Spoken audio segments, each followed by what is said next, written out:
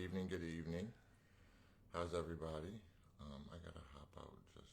Oh no, we're good actually. I don't know why he's got to hop out to do No, I pretty don't. much anything. I don't have to do anything. In the event that we do have a guest, we're good.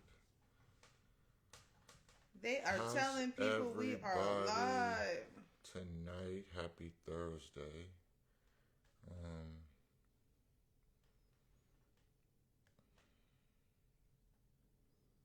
we're gonna get some invites out and hope we can get some people to join in on us.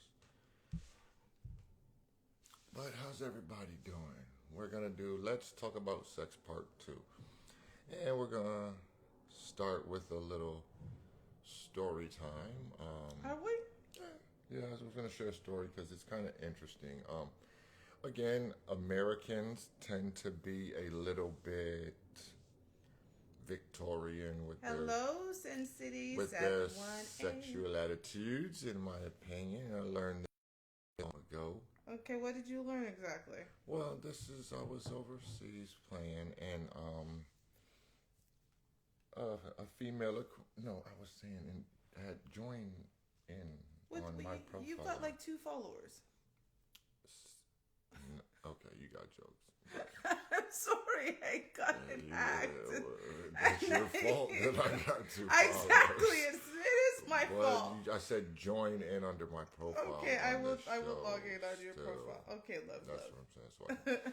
Hello. So Rob's telling a story. So, anyways, I was overseas. I don't know where it's gonna go though. No, it's just talking about. It was a personal story of just it had me like, that's interesting, something to think about.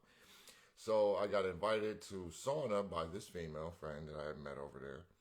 And at the gym that we met, it was a unisex gym. So there was like female locker on one side, male locker on the other side. And again, they're not very conservative as far as what European country were you in at this point? This time, I think in this instance, I was in Denmark. I think I had dipped for like a weekend or something like that. Okay. But anyways, we met at this spa. So it's like split on the locker rooms are on either side, and then they can join into the sauna spa area, which is unisex. Okay. So it wasn't very crowded at the time. I go into my side and change, and she's like, I'll meet you out in the middle or whatever. So I'm out there, got my chest out, got my little towel wrapped around my chest or whatever. I'm dead. And then she comes out and she's stark naked, and I'm like, oh, first, and like in a way that's not even thinking about being naked. It's just I'm getting ready to take a sauna.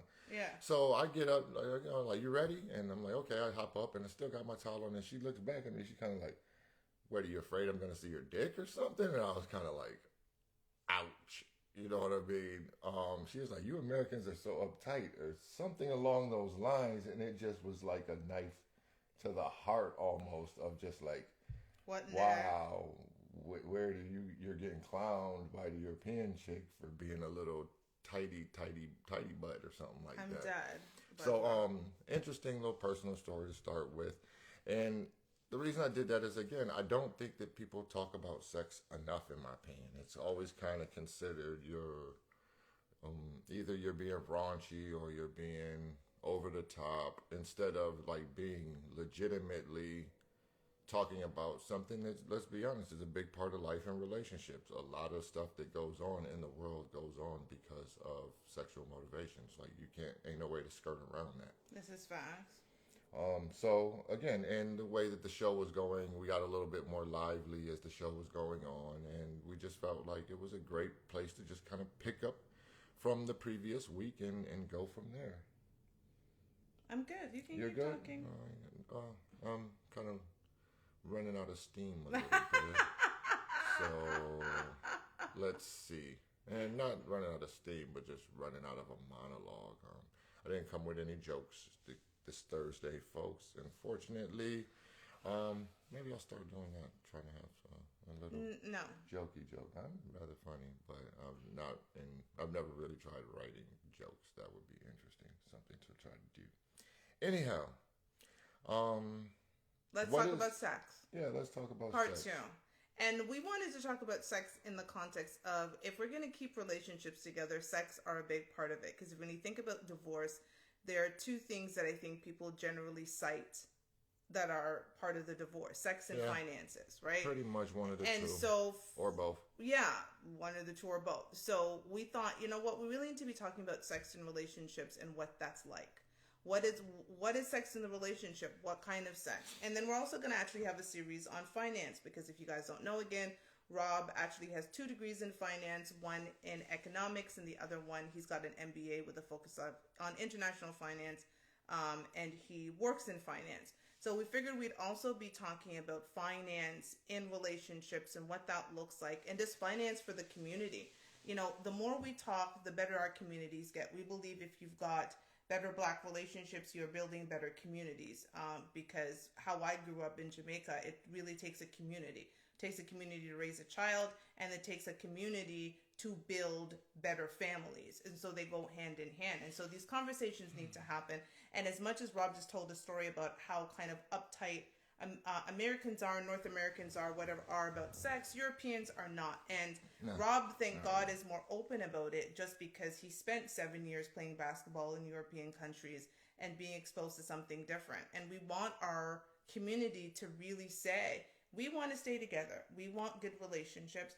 And honestly, no more irreconcilable differences that really have to do with cheating or sex. So that's what, you woke up one day, you didn't like your partner, or they cheated, but you just don't want to say it because the divorce becomes complicated. Or y'all could have talked y'all way out of that cheating if y'all would have had open lines of communication and figured out what was really the source of it. Because, again, there's a Patrice O'Neal joke. He says, cheating is a man sneaking outside of his own house to find happiness somewhere else. Thank you. And that's a rather cynical way of putting it, but that's a part of it. That is deep. Cheating is a man sneaking out of his own house to find happiness somewhere else. Yeah. Because so many men and I think he wrote that joke from the perspective of so many men don't experience happiness in their own home. Why is that, you think? I think because dad is just supposed to do. He's not supposed to be a feeler. You know, it does, like the attitudes towards dad when he is there tend to be like that of the comparison I made, the offensive lineman. When you're doing your job smoothly, swimmingly, winningly, it's everyone's kind of moving along. You might get an appreciation here or there, but it's not considered a big deal. It's considered what you're supposed to do. Mm-hmm. It's the lack of, you know, the standard is doing your job, and anything short of that that's what the world moves on when we try to, how the narrative gets painted about men is it's always deficit of a bare minimum standard of doing everything, your job. So do women become complacent in relationships though and just expect, has that been your experience, that there becomes a complacency in a relationship and an expectation from you, but in turn when you expect from them, not me guys. Yeah, I think no, of course not her.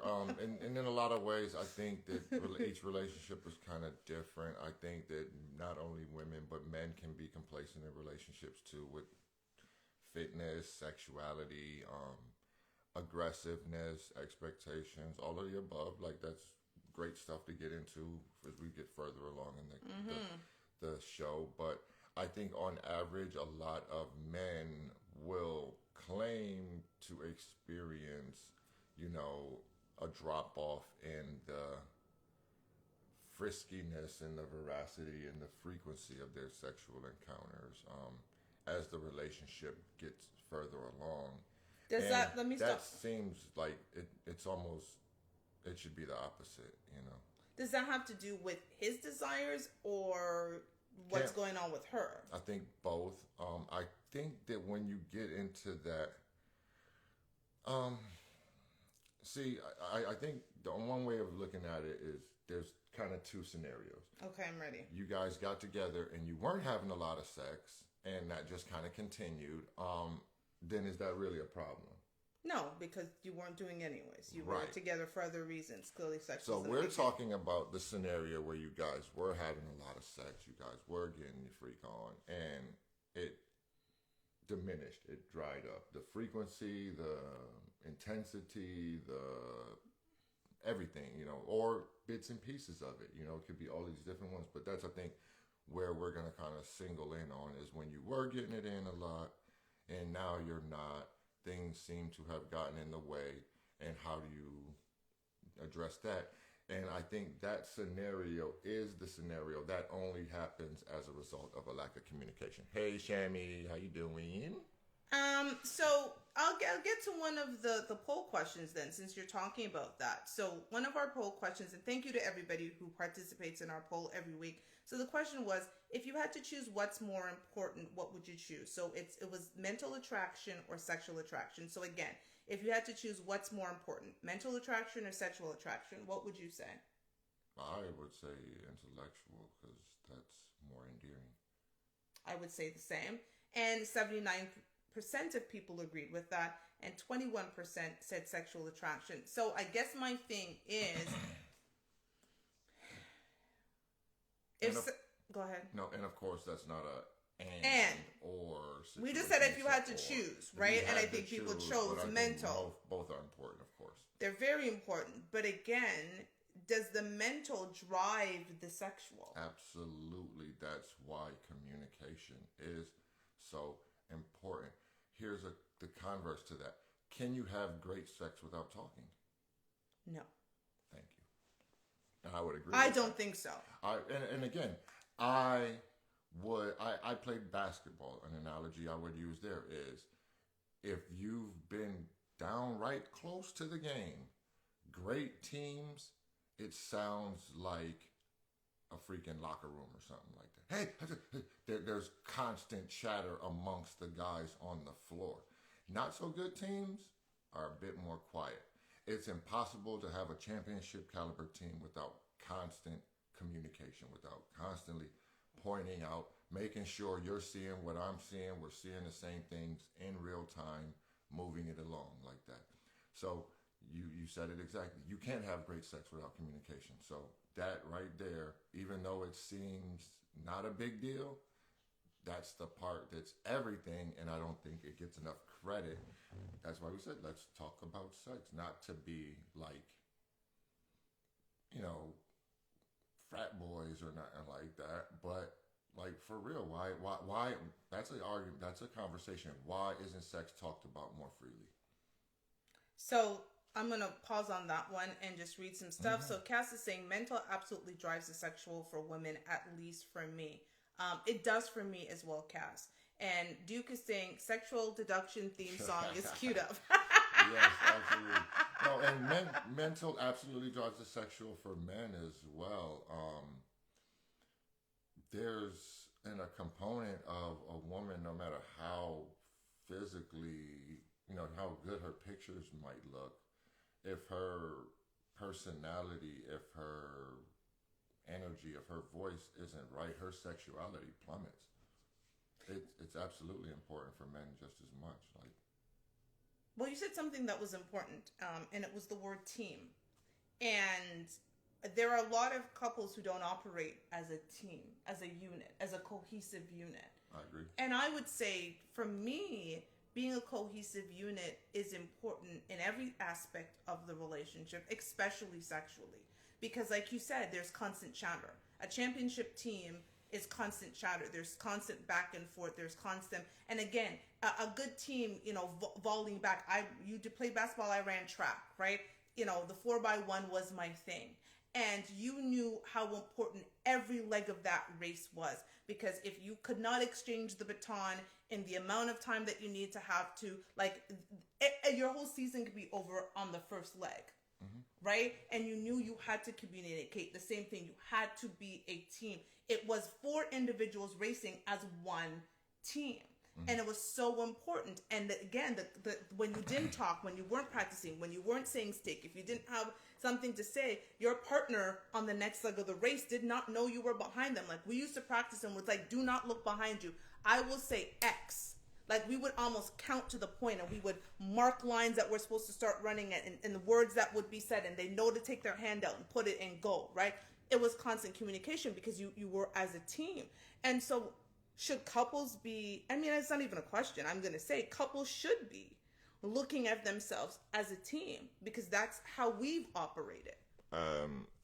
Why wouldn't you? This is maybe a better question. If why wouldn't you? So our boy Duke is saying being a team and unit is very important if you're looking for that person to be a life partner, but not if you're just looking for sex, and that doesn't matter. Communication is still going to matter. To a certain degree. But you think if it's a purely like say random sexual experience or an encounter, communication isn't terribly important because I don't think either party, like say a one night stand, nobody's worried about the follow up or anything like that. You know what I mean? But don't you want the experience to still be good? But yeah, but that's part of part of the allure and the mystique of certain things is of one night stand is the fact that you're not going to see that person again, that you're not going to be dealing with that person, that you don't even know if that's their real name or anything like that. You know what I mean? But that it is what it is. But in the terms of a relationship, as terms of you guys are claiming each other, you're saying you're going to be together. I think it's very vital, and I don't understand how you can claim to be together, but still be kind of operating as two separate entities. Well, so just to be clear for the show, when we talk about our show, it is more that unit. It is that intentional person. You are intentionally dating. You are wanting to be with someone. There are other shows for the slam and the bams, but what we talk about is if you want to be, because again, maybe as a couple, because we have a question out there, maybe as a couple, you are having, moments with other people. That still requires communication because you got to have rules and all of those different things. So communication and mental is important. And the one thing that I appreciate about Rob when we have our conversations and he does it, and again, they always say, what is it? The Japanese asks why 5 times? 5 times.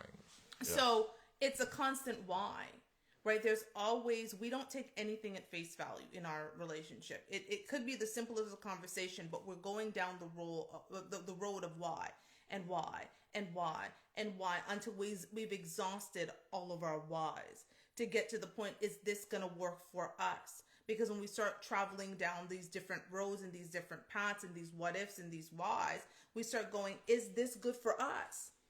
Yes. And I think that's where people need to be having conversations in their relationship. Is this good for us? Because what might be good for me as an individual isn't good for us as a couple, and vice versa. Right. But I agreed 100%.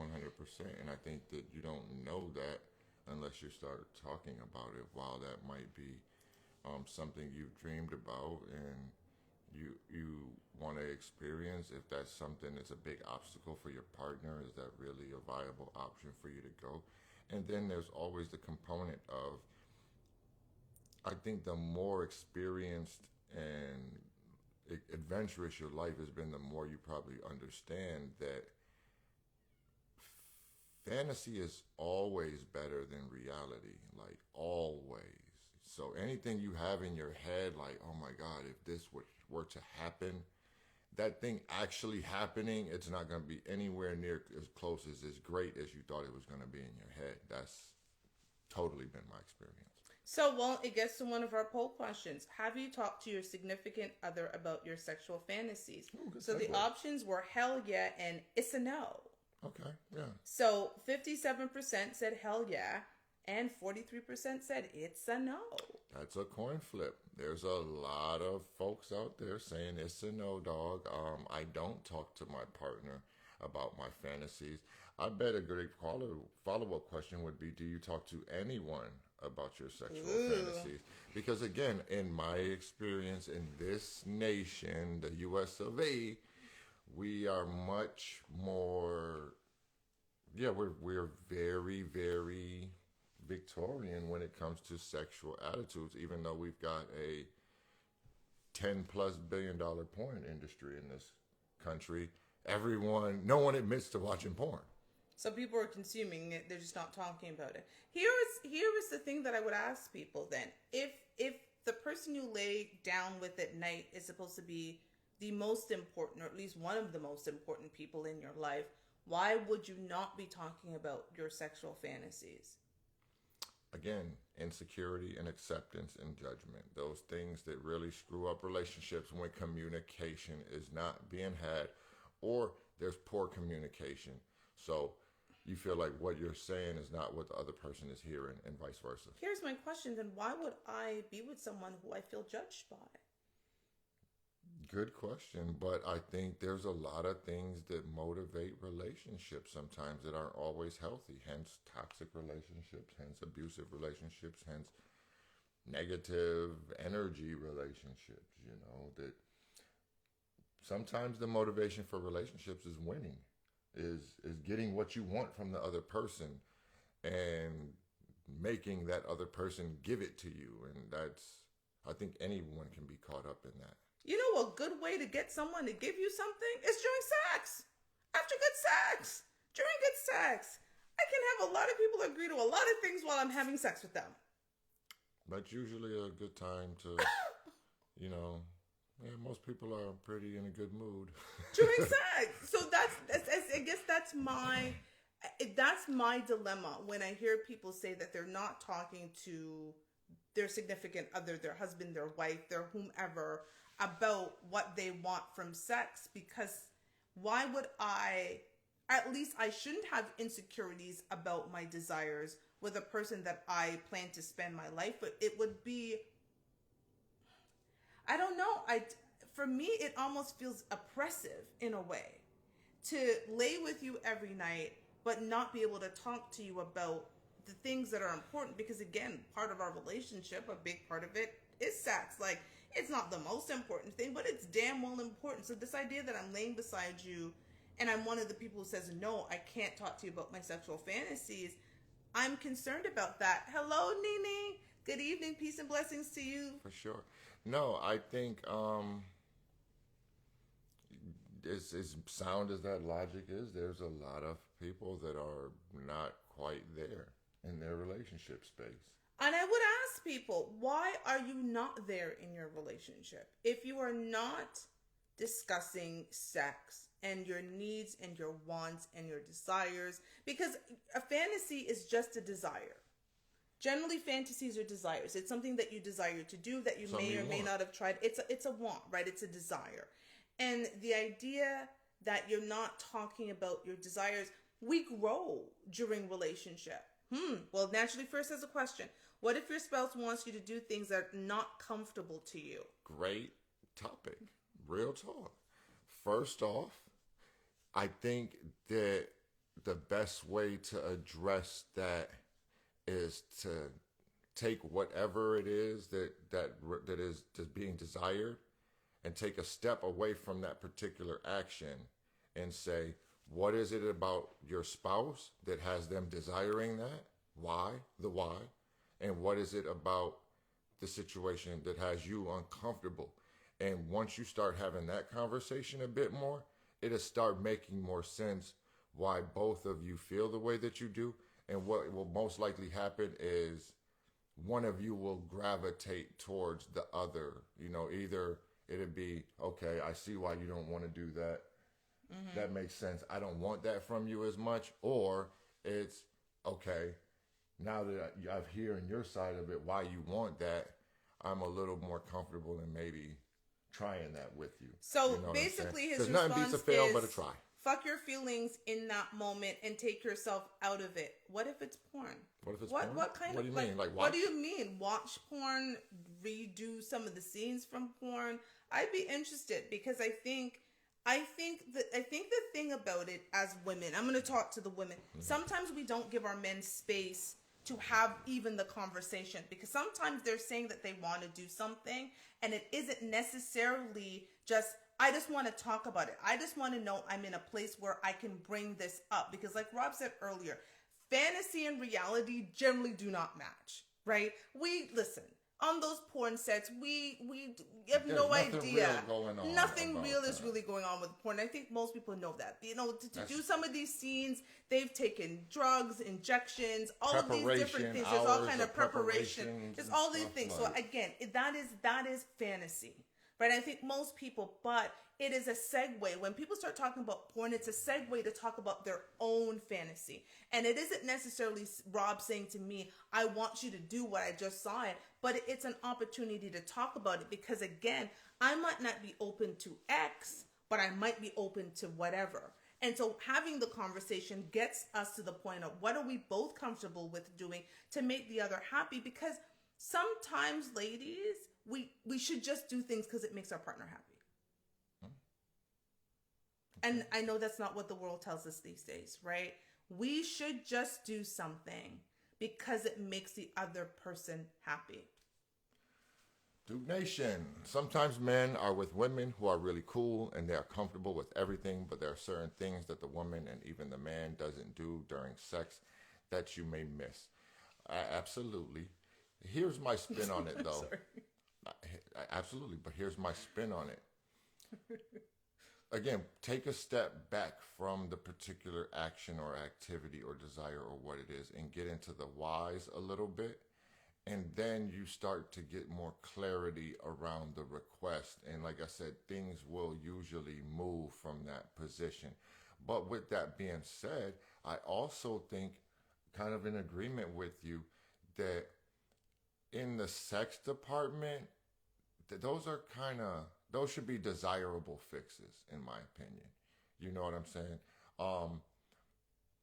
Nothing beats a fail but a try. It's like trying a food you've never had, and it's your partner's favorite. You taste it. You cannot change your palate, though. If you taste it and you don't like it, you are entitled to say, no, that was not hitting on nothing. Don't ever feed me that again. I don't want to eat that. But you might taste it and be like, just visually that did not look appealing, but I loved it. It was delicious. Can I have some more? But it's so interesting. It's so interesting that you bring that up, because in so many aspects, we're open to doing that. Trying a new activity, reading a book your partner recommends, watching a show that you wouldn't normally watch. But all of a sudden, when it comes to sex, it's like, oh my God. I'm just laughing at the comments. So, Naturally Fearless says some men believe that if it's being done on porn, it's normal and not fantasy. Y'all need to have that conversation first. There's some films and there's YouTubes and stuff like that. If a man truly looks at porn and sees it as this is completely real, that's already a problem. Yeah, like that's a red flag watch for me. Star Wars and think Yoda's real. Like, cause that's kind of along the same lines, apparently. And again, not judging. If that is the case, then that's an opportunity for you to educate your partner and be like, look, bro, I'm not being judgmental. I'm not being facetious, but I found some stuff on YouTube about there's I think what's his name? Lex Steele. He's got like a Vlad TV interview where he talks about some of the stuff that goes on behind the scenes, and it's not as sexy as nothing. They get like guys taking shots in their penis, women using objects for hours to facilitate the scene because that's not normal activity type of situations. And so it's a lot. So that's a conversation in and of itself. Shami Tonio's chimed in, right? Don't be lazy about it. And scroll back up a bit, babe, because I did want to catch on the comments. Yeah. And then Duke Nation said, when it comes to food, that's a hard pass for me, dog. And with a laughing face. And I mean, I get it. But on the flip side of that, Duke, you are probably missing some delicious entrees, sir. And nobody's really missing out on that but you. You know what I'm saying? At the end of the day. What about when you stop it when your man is not willing to try anything new, no matter what, just want to stay in the old stock routine? What do you do about that, not even willing to explore new things? That's when you use your... Let me go to the second part of that comment before I finish my statement. What about if it's the opposite, where your man is not interested? Okay, pretty much the same thing. What do you do about that? I think if it's the man stuck in his ways, one a conversation you would like to think that you could have that conversation of, like, why is it that you're stuck in your ways? Because the natural dynamic is for the man to be the more devilish and try, and things, and the woman having to catch up. We have an opposite type of kind of dynamic, and that's acceptable. You have to figure out then how to use your femininity to get him more into what you're trying to get him to be into. And what's behind the hang up, right? Like, right. What's the block? Ooh. Why are they blocked on whatever it is that you want to do? And I think, again, we have to start going down, because, again, I think we have to remove ourselves. He said sex gets old. What kind Sex gets old? Where? How old is this gentleman? Is he 85? Sex, here's the thing. Sex can get routine. I don't think it gets old. That's the different thing. If it's the same routine, it says that you need to change up your routine. If it is as if you guys are kind of gotten into this, we have sex with the lights off at this time, around this time when we go to bed, but there isn't any change up, morning sex, daytime sex, spending a night in a hotel or a weekend in a hotel. Oh no, that's... Yeah, he's a little too... He still got some good days ahead He of got him. some good... He got some good time. And I get it. Maybe not being a sex machine. Some guys get into... But he should definitely get riled up and be feeling feisty every once in a while. So I think there's probably some conversations to be held around that, and change up the routine. Yeah, I would say book a night in a hotel. Do something different. I would say, try ice, try, blindfolds, try just different things. Sometimes it's scenery, right? Take him to the strip club. He know his 63-year-old ass ain't going home with none of them strippers, but it might get him feeling it a little bit more like, I can keep, I still got it. That's actually a good idea. But it is routine. She said, I tried all of that. Oh, man. Girl. Then okay. we getting closer to Duke Nation. There's I'm not going to say that. No, there's a mental block. I would say then there's a mental block. I don't think people just get tired of having sex.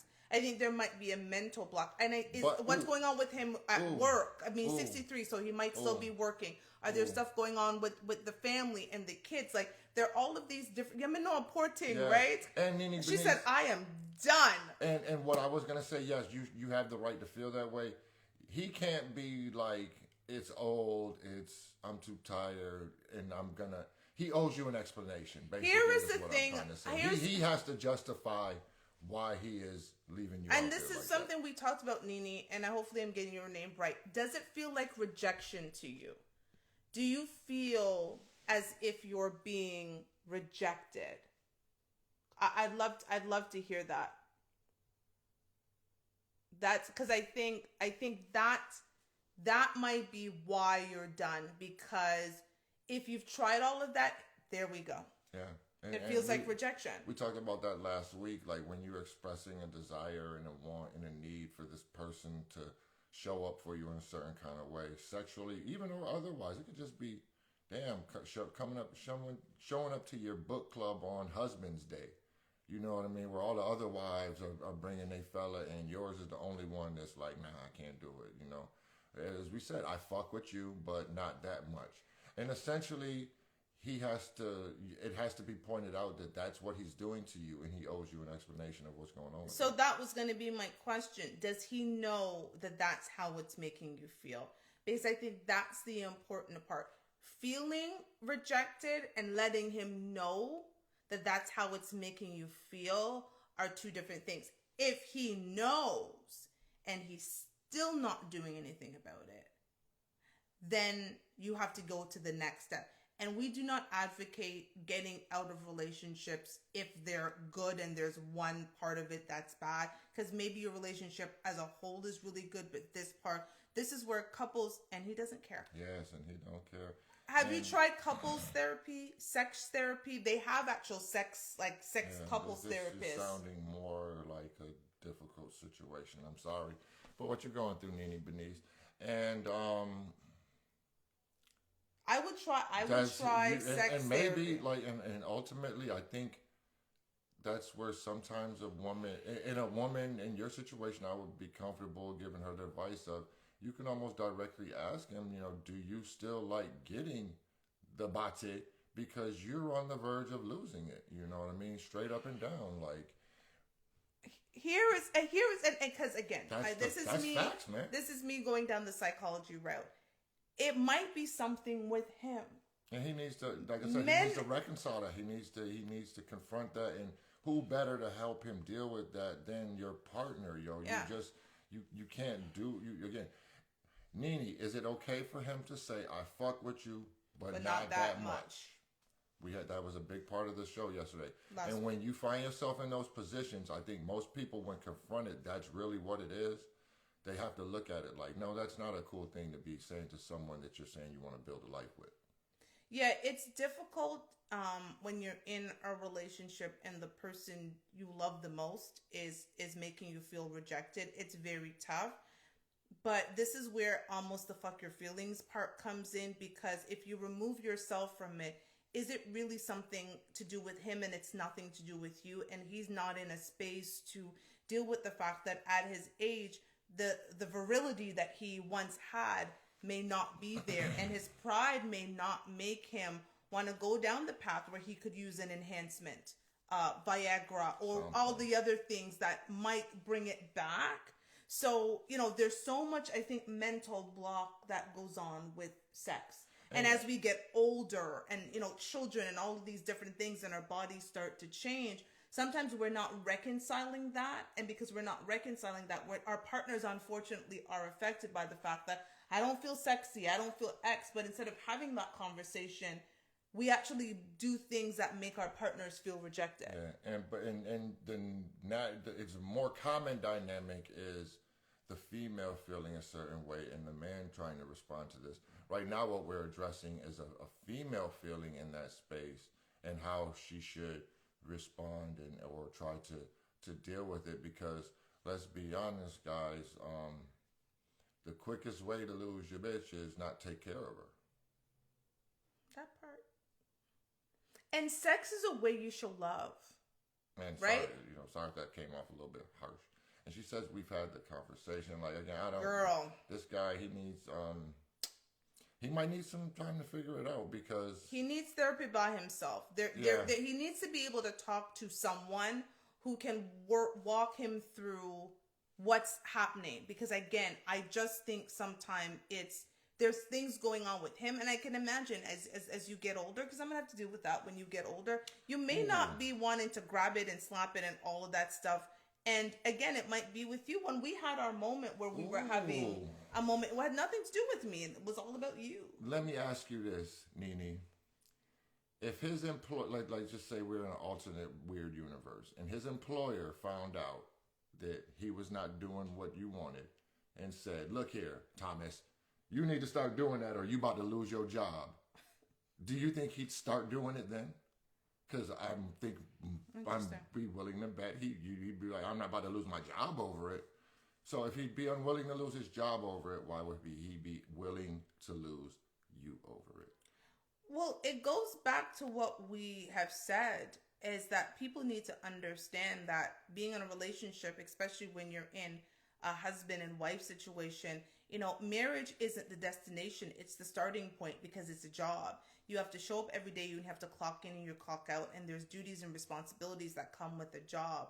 And if we started treating our relationships like a job, then more people would probably be successful in relationships. Yep, we tie a lot of emotions to our relationships, and we forget that it is still a duty. A husband and being a wife is a duty. It is a job. It comes with responsibilities. And when you start slacking on your responsibility, like if you were on the job, you get written up and then you get fired. And it's so interesting that we'll invest more into these jobs than we're investing into the most important thing. Because after retirement, The job is not going to hug you at night. The job is not going to go on the vacations. The job is not going to help you through reconciling again the fact that we're getting older. The job doesn't do any of that, but we're putting so much investment into these jobs. So you've been to therapy.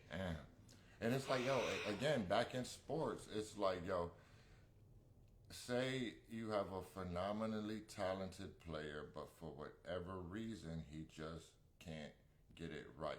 You can be the greatest, most sympathetic, most compassionate coach in the world, but eventually you arrive at a place of just, I can't use you, son. I can't use you because we play a certain brand and style of basketball and you refuse to play like that. You know, it ain't that you can't. It ain't that you don't know how to. You're being told what's up. It's all of these things. You know, the same thing on a job. He's rejecting the formula. You know what I'm saying? If you, again, a job, like certain places it's harder to get fired than others. Certain places it's a really rehabilitative process. It's like first write-up, second third write-up, final write-up. This is your last warning write-up. And then finally you get fired. How do you get fired? Other than you refuse to improve, do certain things. And I remember, here's something about Germany that I learned over there. How they treat school. It's like there's levels. If you can't succeed at this school, then there's a level below that, and there's a level below that if you can't succeed there. And ultimately, they get you to a crossroads where it's like, if you don't start doing better in school, we're going to put you in jail because that's where you're headed anyways. Ooh, I like Germany. That makes sense. So Nini says we've been together for 31 years, married 20, have grown children and grandchildren. What's his hang up? So he just retired from the relationship? What the fuck? Like that's my God, that is a good question. That's what it sounds like. That's what it's almost like. And we're not being disrespectful, no, but I don't mean it almost like sounds like he feels like retired. I've done my. It's a wrap. I'm good. He's retiring from the relationship, and that sip umbrella drinks, and we're just gonna coax through the next 20, 30. Wow. Just we good now. Like you've had enough sex. Because when you've done that and you have the children out of the house and you've done all the good things and your children clearly they've given you grandchildren, I'm confused. Oh wow. Yeah, and I what when you look at, here's the thing again, because we are so big on keeping relationships together, but right? There's a point. There is a point. Now, when you look at the totality of those 31 years, see, Duke's going in. Does he even initiate sex anymore? Good question, Duke Nation. Does he, Nini? Does he come? Does he, when you're in bed, does he kind of touch on you? Does he? Even if it's once every 6 months. God, no, not once every 6 months. You know, but I'm just saying. She gonna be done. He even come? Like, does he even approach you like that at all? Because again, fellas, as a man that knows a little bit about women, I'm telling you, that is almost a guarantee that you know how vulnerable you're making your woman to the affection or the aggression or the attention of another man when you're doing this shit? Oh no, Nini's response that made me gasp. She said no. He sleeps on the couch now. This Negro. That actually stunned me. I don't even know I have no response, babe. Tell him to call. Fuck your feelings. We want to talk to him. No, and it sounds, but we might want to have a conversation. We really do want to talk. I want to talk to him. Like, yo, bro, are you aware of what you're doing? And you obviously you are aware of what you're doing. So why the half measures? Like, what is going on? Yeah, Duke Nation says, wow, that marriage sounds done to me. Yeah, he's sleeping on the couch. Is it that it's done, or are they going through a season? I'd be curious to know how long this is going on. Are they going through a season? But here's the thing. One person can't work on no relationship. That's very true. And it does sound like Nini's working on Sounds it. like she has a desire to work on it, and it sounds like he has a desire to retire. And granted, he's not here to speak for himself. That's what I said. We want to talk to him. It's like, bro, do you still love your woman? Do you still want her in your life? Do you enjoy the life Well, that I y'all think built Nini together? wants to feel desired. I mean, damn, and rightfully so. She wants to feel desired. Does. Take her out to dinner still every once in a blue. And as we get older and things aren't the way that they were before, we want to feel even more desired. Even more so. Oh, it's been 2 years. Oh, no, bro. Oh, man. Yeah, man. Like, we said, what was it, 6 months was a comfortable period last year. We gave you a year to lose weight from, the baby and stuff like that. And 2 years is a long time. 2 years is a long time. I don't really know what to say. At the end of the day, ultimately, that's not healthy. That's unhealthy for you, though. Happiness is your responsibility, and that isn't happy. That's unhealthy for you. It can't be. Oh, Duke said 2 years is a wrap. Duke is not even saying whatever. So I'm trying to be very political because again, I want to see people stick together. I don't want to see you trying to be back out on this market because it's foul. But again, but you have to be happy. And the last thing, he needs to be with someone that doesn't want to have sex no more. So, but here is the thing: to be fair to him and to that other person. Sorry. Is it only the sex? Is it that he is completely detached himself from even intimacy? That's because there's the sex, and then there's the intimacy, and then there is the she says I'm done. I agree, but that's where I'm like, as a man, I'm like, there's no way if he's not having sex in 2 years, the intimacy has been cut off longer than that. Oh, I can guarantee that. That's true. So this woman is dying on the inside, and I feel, that's a difficult. A woman place to with be a man, you that's the definition of you can do bad by yourself. Okay, so he's totally detached. Okay, well, right. That's difficult. You can do bad by yourself. And you have to ultimately make yourself happy. And I think if he knows that you're unhappy, he knows you don't feel desirable. You've tried, you've done therapy, you've done what you need to do. Again, I'm gonna go again, and maybe this is my psychology degree. There is something going on with him. This is actually a him issue. It's probably got nothing to do with you. But the problem is he shut her out of it. It is. It is. So it's his issue, and he shut her out of it. And it's made it her issue. So it's his issue to fix because he shut her out of it. Yeah. Yeah, so that's kind of her permission and her release of, this is clearly him saying, I'm going to deal with this on my own, or I'm just not going to deal with it. This is the new normal. And that's got to suck because that's not the new normal for her. Just because, again, when you're in a relationship, it's a team. It's a team effort. You don't get to the finish line alone. This woman has spent 31 years, has children with him, now is raising grandchildren. 20. She didn't plan on going to the finish line alone, but what he said to her is, I'm comfortable right here, but you can keep going. And she didn't plan to have that life without him. Duke Nation, no emotion, no desire, no love, and no sex equals divorce. Yeah, that's a pretty consistent recipe right there. Yeah, that's it. It's a him thing, but unfortunately, he's made it a both of you thing, because when you committed your life to this man, you expect it to be in every aspect of this race of life with your partner. It's a constant relay, right? It's the two of you going through life together. And if he said, I'm good over here, that's a bit of an issue, because 2 years is a long time.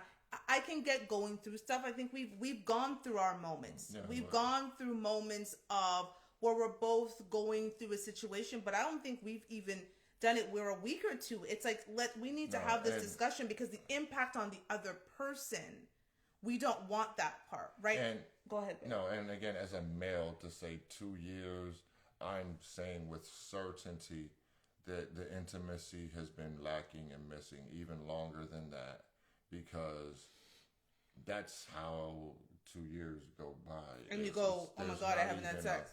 He's not even reaching out and grabbing your hand, you know what I mean? I imagine you've reached out several times over the course of this period and had your hand slapped away, and that's just It's like a drought. It's like a drought. It's like she's going through a drought. Again, that's the definition of one. You guys did have a good life at one point, and then whatever happened, and it's not.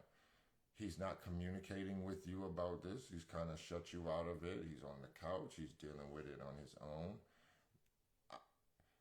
Maybe the divorce wakes him up. Okay, and here's fellas. Here's a real bit of it.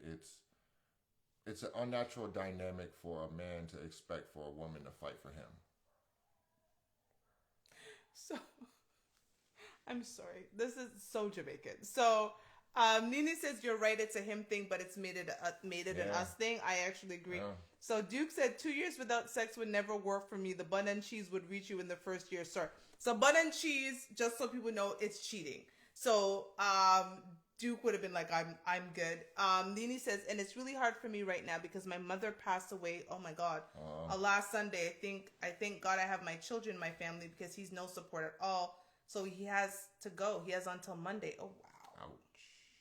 So he's not even an emotional support. Condolences. Our condolences. I lost my grandmother. He lost his grandmother yesterday. You know, I was, rest in peace, Harriet.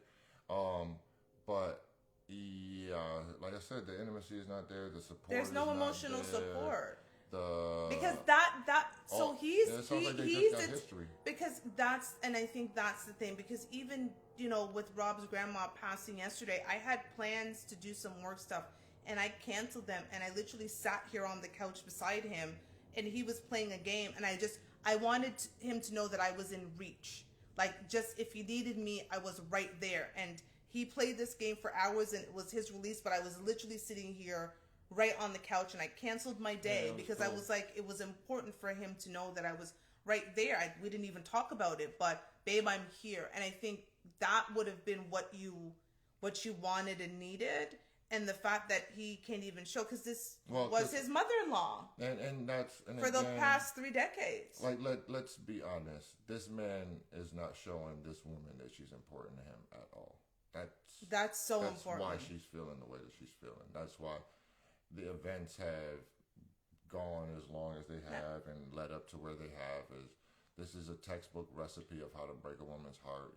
Essentially is to just, like you said, it's a drought. He's starving her to death for love and affection, and she's having to reach out to her kids. It's a support system, and of course they're invested, and your kids were probably more aware of what's going on.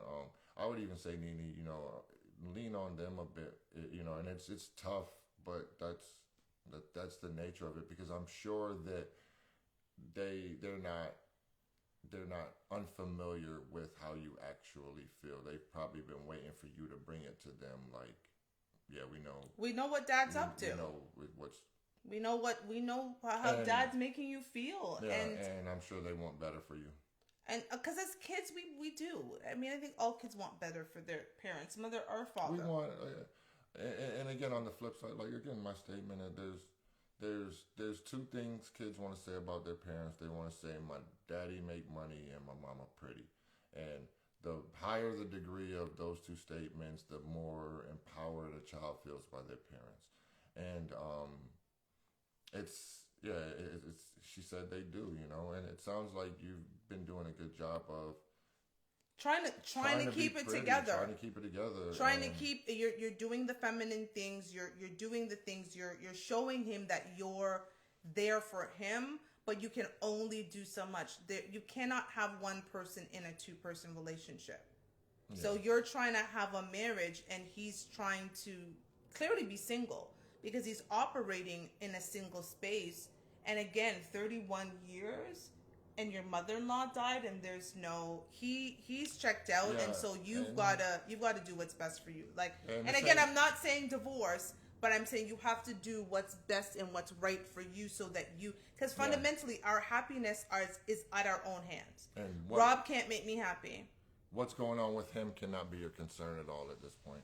Yeah, Rob cannot make me happy. That's not Rob's job. It's my job to be happy in a relationship. And if he's doing things that are selfish, that puts me in a place where I don't feel it desirable or emotionally supported or supported at all in this relationship, then it's up to me to make a decision that works best for me. And it sucks because we think that our partner should be the one that kind of makes us happy. But my happiness is on me. Your happiness is on you. We can do things to make each other happy, but he's not even trying. So again, condolences on your mother, and I think you've got to figure out how you're gonna bury this part of your life. Look. This is what this show is all about, 100%. Again, changing the conversation around black relationships. That's what we're trying to do. Yeah, for your courage and your bravery. It's obviously not easy to come on and publicly talk about what you're talking about. You know what I mean? That can't be, and that can't be easy to do. And we're glad you're that comfortable with us. We're glad that again, this is changing that conversation exactly. And we want you to know again. We arrived at this point where we're just like, wow. When you're like, have you tried this? Yes. Have you tried that? Yes. Have you tried the third? Yes. It's like, I'm no Sherlock Holmes, but I'm like, this woman is not the problem in this relationship. No, she's not the problem. He's checked out, but he's comfortable, right? She gives him something that he wants, but he's unwilling to give her what she needs. And right now she needs a support system from her husband, and he's unable to do that. And that's got to be a difficult place. I could never survive in our relationship. The relationship contract has changed, and he's not made her privy to the terms of again, that's not a new normal. I don't think you signed up for that. And maybe it is the time to have that conversation around that relationship contract. It seems like yours might be null and void or open to some interpretation, because again, if like you said, whether he needs to leave or whether you need to leave him or whether he needs to just wrap his panties around the fact that you about to go find some love and affection somewhere else, he needs to address that. Does he need to feel the fear of the loss? Is it that he doesn't? I mean, coming from a man, I don't know. Is it because he feels like she won't leave? I think there's a certain stuff that some men have a certain type of stubbornness. No, my wife's not gonna leave me. It's been 31 years. We got these kids. We got these. And again, they might take a fear of it. And again, I'm almost willing to bet that you've probably been on the fence of leaving him before and made a decision to try to work it out. And again, that's a part of it. Sometimes is that. Yeah, I think that's a motivator sometimes for men and women, is they think that because he's a narcissistic, yes, it's they think that that the other person will put up with whatever they throw at them. And so she's enabling him. And it's no fault of your own. So when I say that, people always think it's a negative thing, but listen, Rob always talks about there's a line in a relationship, right? And once the person has jumped over that line, it's hard to get them back. Yes. Right? So he's now past the line, and he's like, oh, okay, it's been 2 years. And I get 2 years has been the pandemic, and a lot of things have happened around the pandemic. There's been loss of life. There's been loss of job. There's been depression. There's been a lot of things. But for somebody who's in a marriage who has a support system, you would think that whatever's going on, that would help them through. There are a lot of people in the pandemic who were lonely with no support system, who had nobody. This man has had a support system, but he's not being what he clearly needs to be for her. No, because when she's saying he's sleeping on the couch, that is such an interesting dynamic to me. We don't. I can't. We don't do that. Quite put my figure on, which is almost like he knows he's in the wrong. That's why he's retired to the couch. Because what man sleeping on the couch in his own house? It's a him That's problem. That's like when you're in the doghouse and you done messed up, and you messed up. And you're respecting the fact that she's done kicked you out to bed, and you're dealing with that. Yeah, and she's not doing any of that. If I haven't done anything wrong, why would I be sleeping? I would not be on the couch without having done something wrong. And then even that, there's a respect of a man accepting that punishment. We're not big, huge fans on using sex as punishment and things like that, but that's kind of a traditional, understandable one. Is you done screwed up, and she made you on the couch for a night or two. the proverbial doghouse. You know what I mean? And then it But makes on you the couch for 2 appreciate years, no. getting back into the bed. You know, the dog sleeping a couple nights out in the backyard in the doghouse appreciates being allowed to come back in the house. You know, that's kind of the analogy. Yeah, that's got to be tough because again, nobody wants to feel rejected in their relationship. No, at all. And I think when we start making people feel rejected in the relationship, it's tough to hold on to that relationship. And that's what he likes to do. He likes to use it as a punishment. Yeah, this just sounds like it's almost and it's not, I don't like switched that in your word. relationship, and this man has stopped being forthcoming about what's going on with him and his intentions towards you and his feelings towards you, and it's you are not a bad person or a homewrecker for holding him accountable for all of the stuff that you've been able to expand on as far as what you went through, because you also are experiencing this with him. And like you said earlier, it's okay to grow apart, but have a conversation. And then you can go away amicably. Like, you know, he needs, again, you still want to be loved and desired and attracted and sexual and physical, and he doesn't. That's not an alignment anymore. And that's a big enough misalignment that a conversation needs to be had. And it doesn't seem like it can get back lined up because you've been trying to work on that, and he seems to be set on not wanting to work on that. Then he needs to be aligned with someone that's more the case. And if nothing else, you don't have to feel like you're alone in a relationship. That's worse than being alone.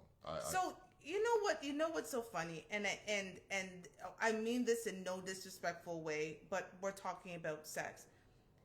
It would be interesting for him to have a conversation with her and give her permission to step outside of their relationship. Well, no, because she should be able to step to him like that. Because again, let's be two adults. You are not right? doing it. I love you.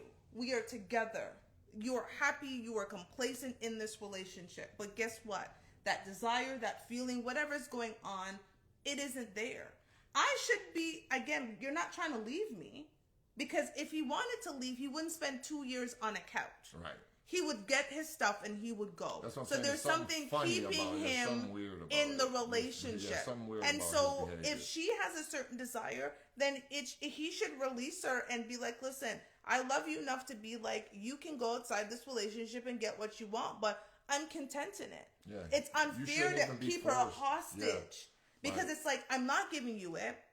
I'm not trying to leave you. Because again, what man after 30-something years is sleeping on his own couch and his wife hasn't put him out of the bed? There isn't like infidelity on his side or any of those things that are happening. He's just willingly at night, instead of snuggling up with his woman, going on a couch. So if he's not willing to give her what she wants, and he wants to stay in the marriage because he keeps staying day in and day out. That's what I'm saying. That's the interesting part. I can't put a finger on. So she's got to. Why he isn't? Yeah, she's got to. She needs to then be okay.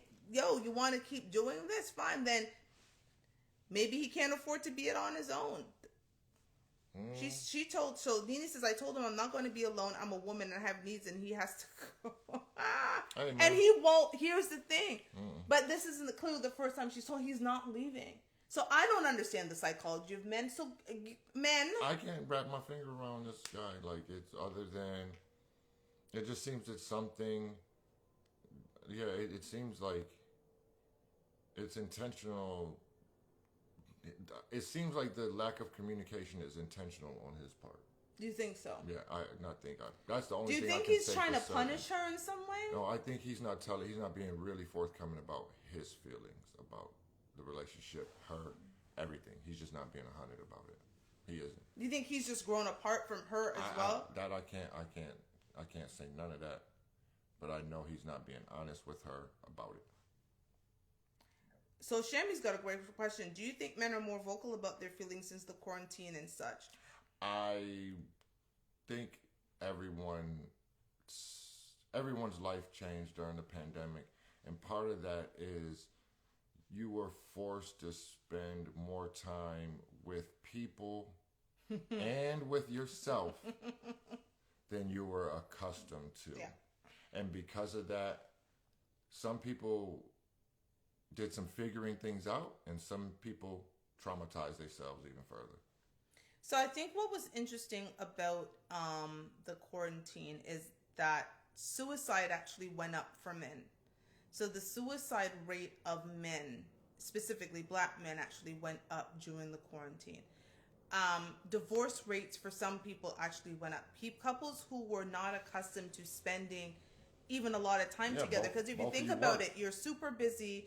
You might be like passing ships in the night. You get up at 6 a.m. You get yourself together. You're out the door at 7:30. You're back in at 5:30, 6 o'clock. You make dinner for the kids. You sit down. You have dinner at 7:30. You do some more work. You climb into bed at 10:30, and you do this routine over and over again. Now you are forced to look and speak to each other, and you realize I don't actually even really like this person. And for some people, they were like, I don't like my life, but what other option do I have? Or there are people like, I don't like this, so I'm out. You know what you got me thinking of? And again, we get back to how much a relationship is work. Think about this, audience.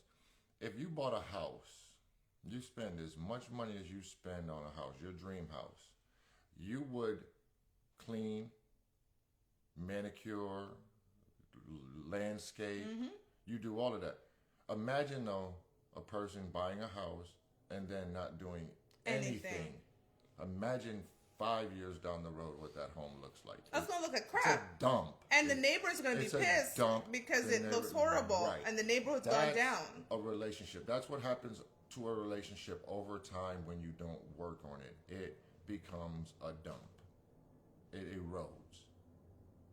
All kind of stuff is going on just because it happened and it was allowed to happen.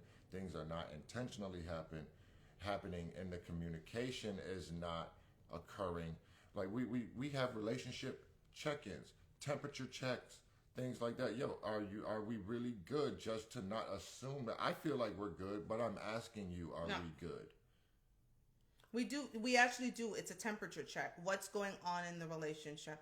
Are we on the same page with certain aspects of the relationship? How things are going? Again, 2 years from now, 3 years from now, with the track that we're on. So, you said, I think during the pandemic, it's been 50-50 relationships, either getting better or worse. And Nini says, the change came in the last 2 years. Please don't judge me. I'm not a weak girl.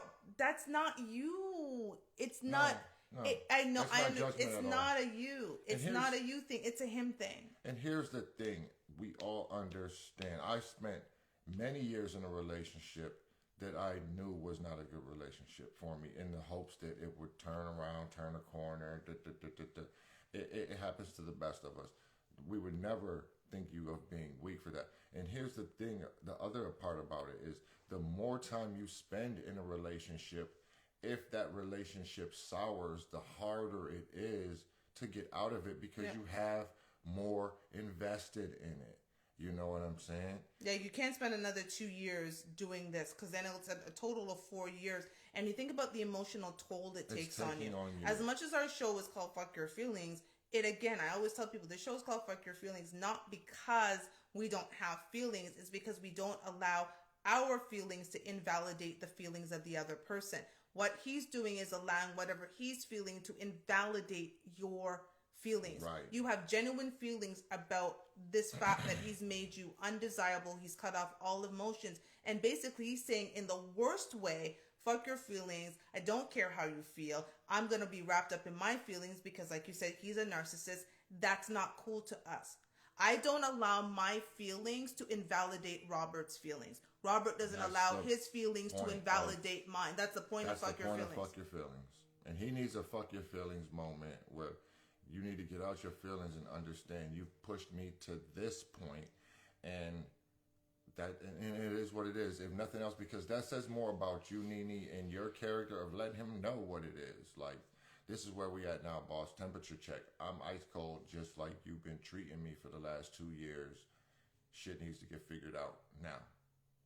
Because, again, the last 2 years has changed everyone. It's changed corporations. Yep. It's changed Everything, the entire system has changed. The government had to change. People had to change. Our system had to be redesigned in a way that it wasn't before. Companies who were telling people, no, you can't even work from home 2 days a week, had to change that. 5 days Everything had to change. And so, of course, people change. And during that time, this was an important, again, temperature check. How are we doing? And like Rob just said, you are ice cold and he's over there being lukewarm. That shit doesn't work.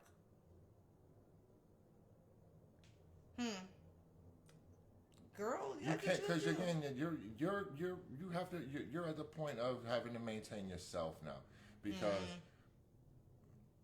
that's like, and anything that's still growing, and let's be honest, if you're still alive, you're still growing, needs sustenance. Yeah. You still have to eat every day.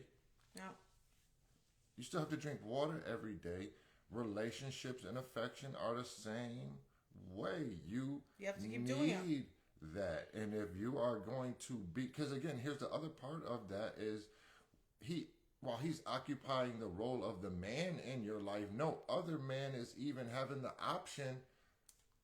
Maybe there's another fellow out there that does want to be that for you, but he can't because old boy's on the couch. That is true. That is true. He is, but I guess if he is a narcissist, that's part of it. Here's the thing.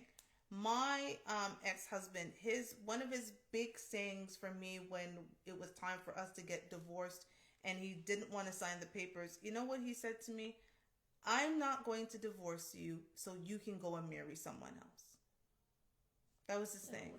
You were the only woman I've ever wanted to marry. So why would I divorce you? Despite the fact that he was the reason for the divorce. But I don't want to divorce you so you can go off and have a life with someone else. And that's exactly, you have every reason to feel that way, Nene. She says, but at the same time, I have grandchildren and I am not going to let my grandchildren think is how their grandparents should be in a relationship. That's facts. I'm over. That's fact. Yes, you have the right to feel that way. You're supposed to show them a healthy relationship. That's what we believe in. Show them a healthy grandmother. Yeah. And one that, and again, there's not a lot of situations where I give a person license to blame the other person for the state of things, but going through that in a committed relationship, it's difficult, and you have a right for that to take a toll on you. It's going to take a toll on you. It's got And right now, you have to cut your losses because you could continue to lose blood over this situation. Shammy's on, the medical professional. When you're hemorrhaging, the first thing you got to do is stop the bleeding. Wow, that's a good point. It is like she's hemorrhaging. It's just, and every day you got to think 2 years, that's a lot of days.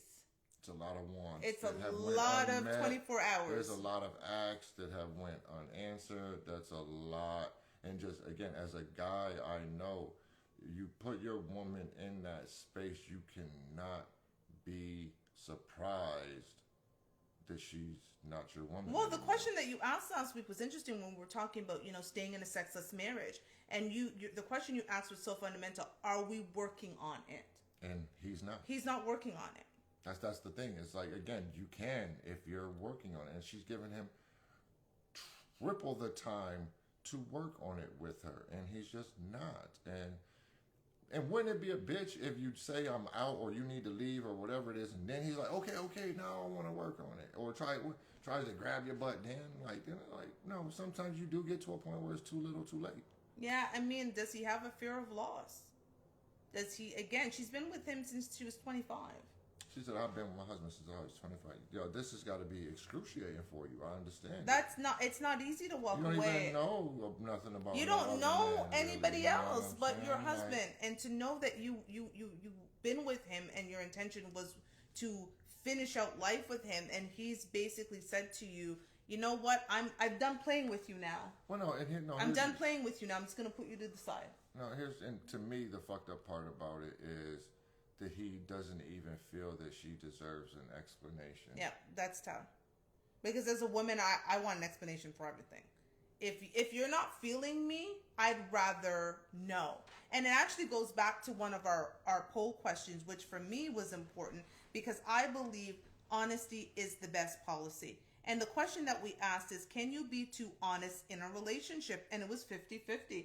50% said yes and 50% said no. I don't think you can be too honest in a relationship, especially when you get to this point.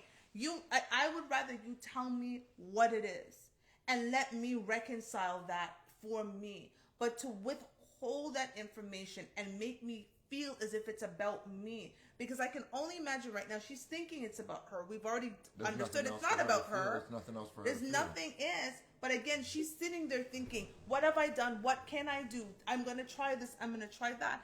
I would rather him say to her, this is it.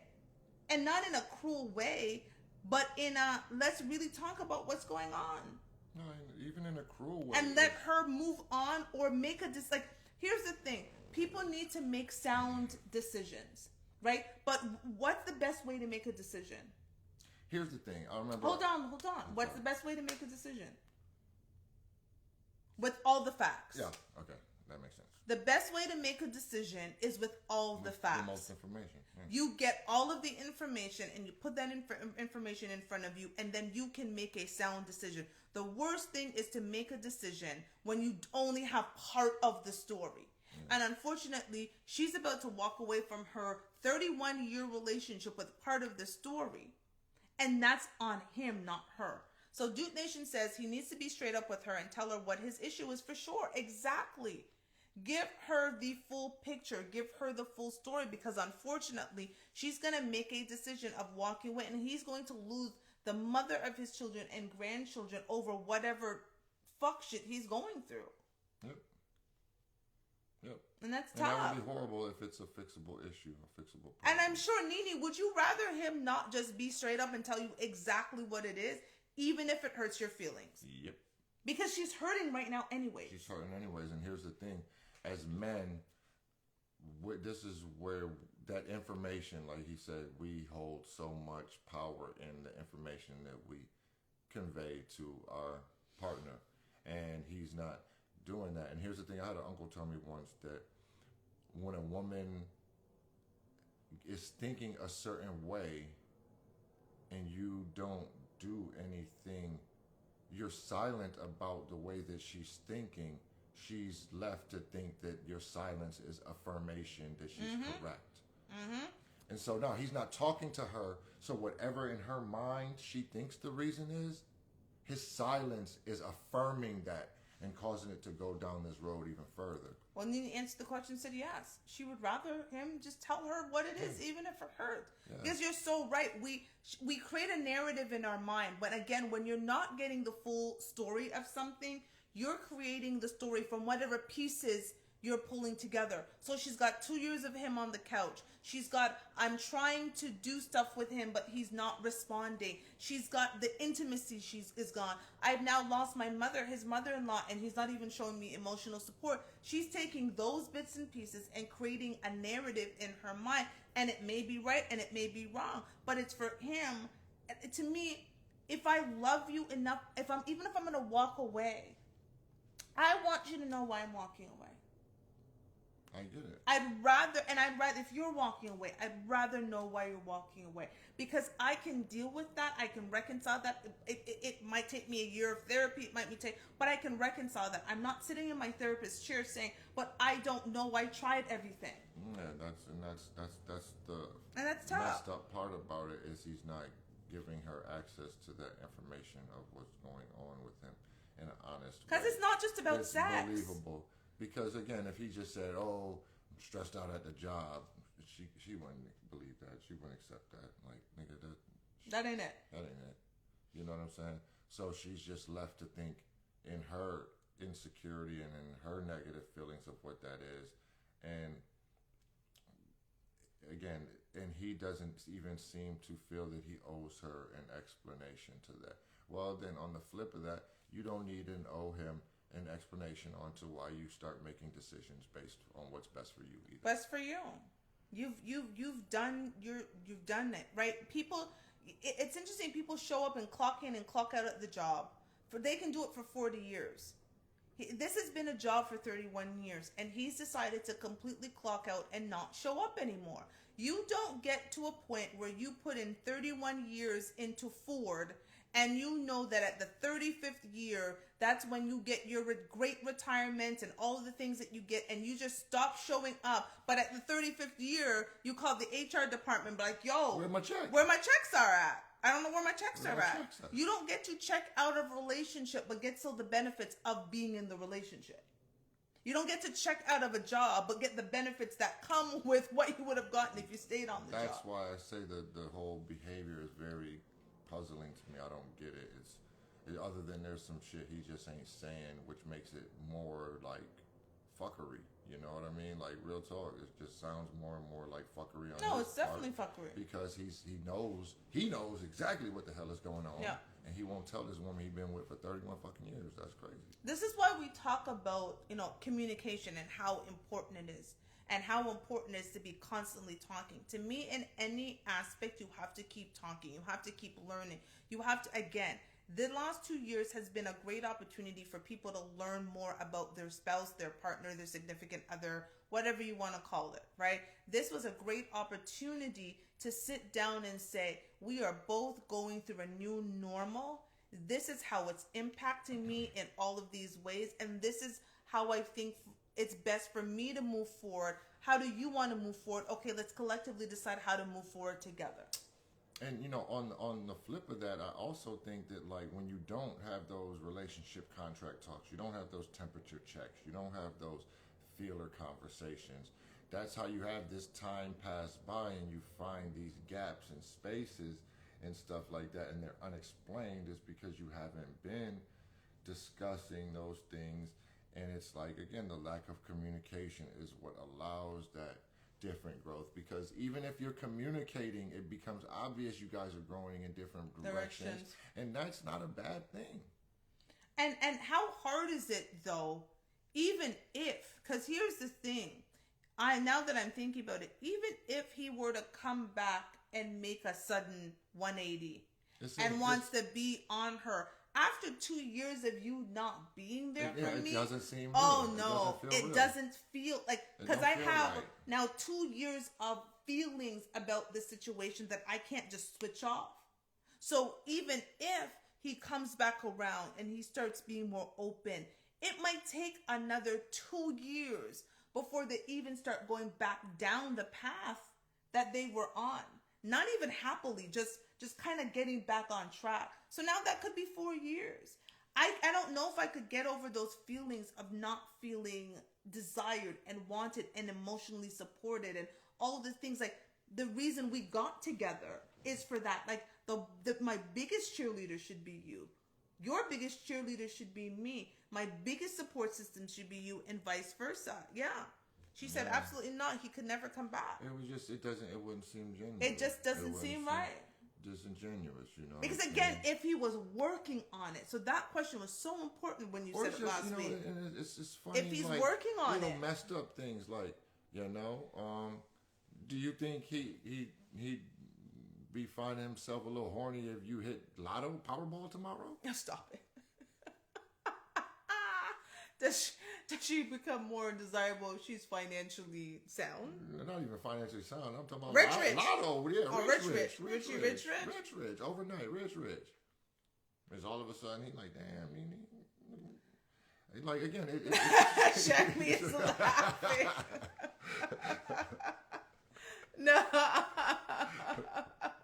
No, Casper, no. She said yes. See, that's a problem. See, that's even worse. That's even worse that you feel that way. I have not wanted to say this for the past 45 minutes. It's over. It's done. Over. Just sayonara.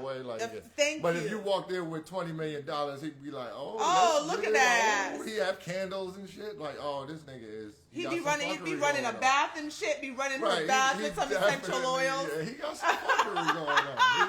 He's got some bullshit with him. No, he needs to be forced to deal with that. He's got to deal with him, and maybe time apart brings you back together, because I do believe, like, 31 years is a lot of years to invest. It's a hell of an It's investment. tough to turn around to someone and say walk away, but I think for your own emotional stability, for feeling like a woman again, to go through those moments, there's nothing worse than putting on your lingerie and all of that and being in bed alone. It's nothing worse than taking a nice bath and, lotioning up your skin just to go into bed alone, when the whole point of being in a relationship and a marriage is not to be alone. Or the flip, you're a business owner, and for 29 years he's been a great employee, and then he just stopped coming to work. Thank you. He just Are you stopped going to coming keep to work. putting a check in the mail for him? No. Let him still get his benefits. Now he's going to the ATM every other Friday getting paid, like it's payday.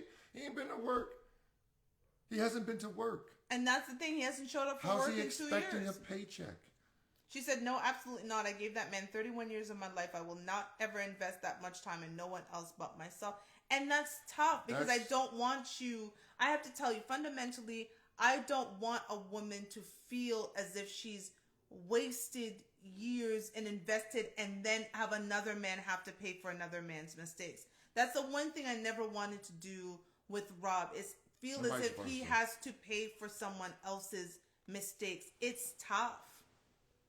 So, Shammy said, so I found out who Kevin Samuelson, I've been binging his content for the past few days.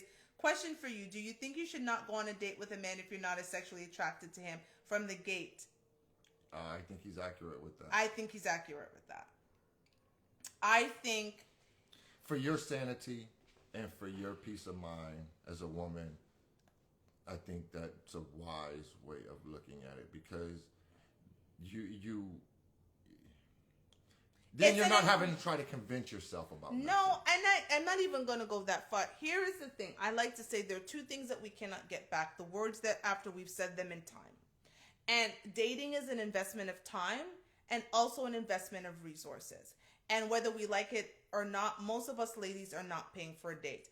I will pay for dates with Rob because Rob is basically my husband, right? So I'm going to treat him. I love those things because I don't pay any bills. So it's all wooey gooey and gushy when I go out with him, because I haven't had to pay the light bill or the phone bill or any of the bills. I don't pay any bills. So of course I'm going to treat him. But if we were in the courting phase and Rob is going out, and let's be serious. A lot of us ladies, especially when we're more educated and we're in, the top 6 and, over, like Kevin likes to sell, between the 6 and the 10s, we get a certain level of men. And those men are going to invest. So our dates aren't dates at Applebee. We're going to the STKs and the Captain Grills and the high-end seafood places and wine and bills. And these bills are coming up to $250, $300, $400. Think about those for over 5 days. A man has invested $2,000 in you and you are just not at all attracted to him. I don't think that's fair. And I don't think it's fair. And I'm not. And I'm not saying you need to have sex with the person on the second date or the third date or the whatever. I'm not advocating for that. But I am saying it is a waste of his time and his resources, because again, when a man gets to a certain level in his career, time is valuable. And Shammy, you being a doctor yourself, I guarantee you're not going out with men who are not at your level or above. Right. It's very unlikely. So then you have to think about, this man is spending and investing time. 2 hours could be 2 hours I'm doing something else. I just don't want to invest that time into someone. And I at a point in my life, if a guy would ask me out and I just didn't feel anything, I would say, you know what, I just don't think this is going to be a thing, and I don't want to waste either one of our time. Yeah, and for me, like, I'm not a woman. I can't speak for women, but I like to imagine that when women think about their dream date, it ends in sex. That dream that you're having ends in sex. I don't think it ends in a good night kiss. Maybe I'm wrong. I don't know. Oh my God, I almost choked on my water. I don't know if we think it ends in I've read enough of those airport romance novels. Okay, you're reading Harlequin novel with Fabio on the cover. Like, no, I don't think most of us think it ends in sex, but it should end in something. There should be something there. There should be a feeling. Right. whatever. There should be something there. There should be a feeling of something. So your dream date ends with a nice to meet you. No, it does not. But it means it ends with the desire to want to see you again. No, absolutely. The desire to want to see where things could go. And yes, the desire to sex. I'm not saying that sex on that day. No. But there is a desire, No. more desire to get to that place where sex is happening. Here's Rob's strange mind. Oh, Jesus. On the flip of that, if a man takes you on your dream date, does the fact that he's not sexually desirable change the fact that he's not sexually desirable after going on your dream date? So think about it almost from that perspective. If he took you on your dream date, would you still be like, I don't know, about sex? And if the answer to that is yes, then that's not the guy for you. That we've talked about. There's a lot of things. He's just not the guy for you, and you don't do it to him. Don't do it to him. That's or a to good, yourself. Ladies. That is a good point. So I'm going to repeat what Rob said. So a man you meet, he takes you on your dream date, whatever dream date you can dream up. That man takes you on it. Will it make you more sexually attracted to him if you initially were not? She said, "No more charity sex, no more." As a man, I say yes. Please don't. Don't do that. It just leaves him feeling like, again, guys know when they get in pity sex. The sad thing about it is they'll take pity sex over no sex. No, men are going to take sex if it's given to them. Most men are going to take, and that's why Uncle Kevin, like we like to affectionately call him, he said on the last show, he said, this is the problem with men. He started getting on men. He said the problem with men is, saying no to the big Shirleys is one thing. Saying no to the woman that you know isn't good for you and she freaking looks like Toshiba sitting here with her goobity-goobities out is much harder. But you need to do that because, again, you're also setting up yourself for failure. So as people if we're going out there dating intentionally, we need to stop setting up ourselves for failure. And the reality is, as women, we can put ourselves in positions to win.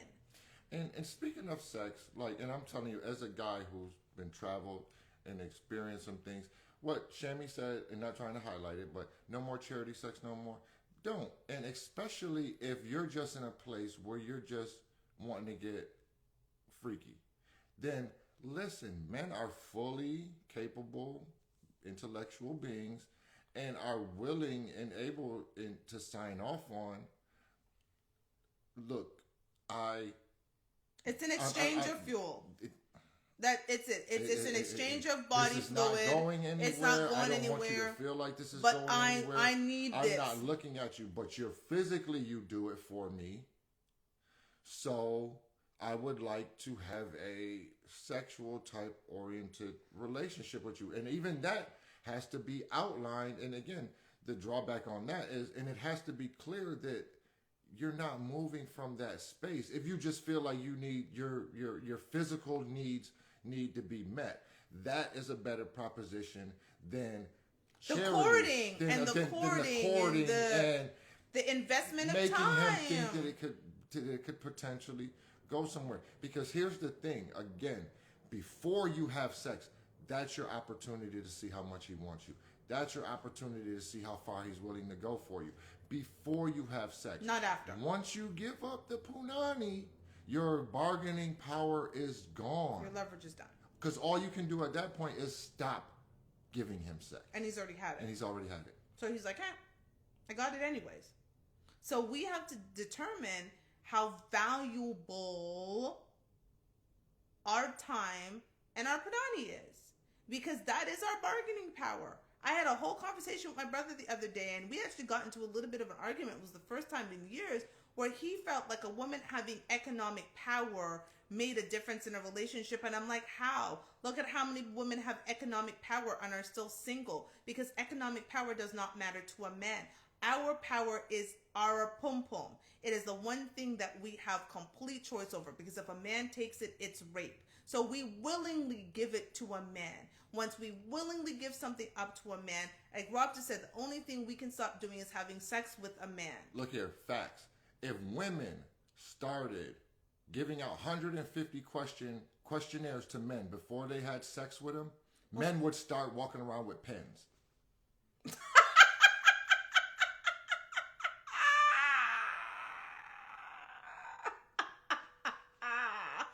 You are so ridiculous. That is true. It is true, though. It is true.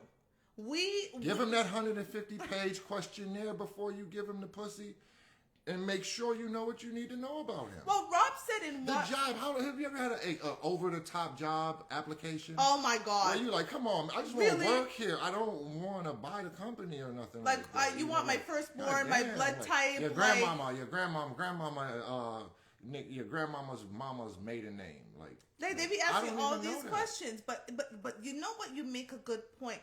And when one of our earlier shows said, Rob said, as a woman, we need to find out everything we need to know about that man before we have sex with them. Whether that's 5 hours, 5 days, 5 weeks, questions. Whatever, 150 questions.